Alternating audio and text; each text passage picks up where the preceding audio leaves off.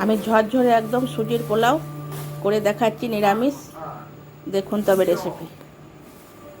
দেখুন আজকে আমি সুজির পোলাও করব। সুজিটাকে খুব ভালো করে শুকনো কড়াইয়ে ভেজে নিয়েছি, একদম লাল মতন করে। এখানে বাদামগুলো ভেজে নিয়েছি, খোসা ছাড়িয়ে নেব। আর এখানে দেবো আপনার জিরে, কালো জিরে, একটু লঙ্কা শুকনো, আর কারি পাতা। তেলের উপরে জিরেগুলো কিছুটা দেওয়া আছে,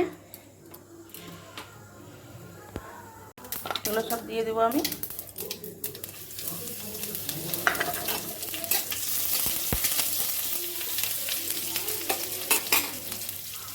সুজিগুলো দিয়ে দেবো।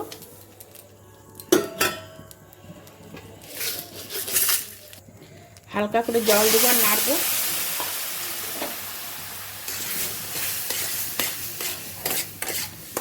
বেশি জল দেবো না। এর মধ্যে দেবো নুন আর চিনি, আর নুনটা দেখুন গলে গেছে একদম। এর মধ্যে আমি দিয়ে দেবো বাদামগুলো ছাড়িয়ে নিয়েছি আর কিছু কিশমিশ।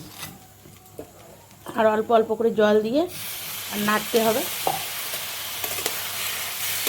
একবারে বেশি জল দেওয়া যাবে না, একটু একটু করে জল দিতে হবে।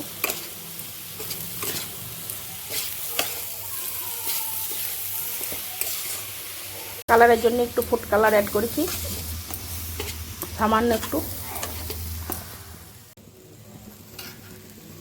দেখুন আমার সুজির পোলাওটা কিন্তু হয়ে গেছে। এবার এর মধ্যে একটু ঘি দিয়ে দেবো। ঘি দিয়ে নেড়ে চেড়ে বন্ধ করে দেবো।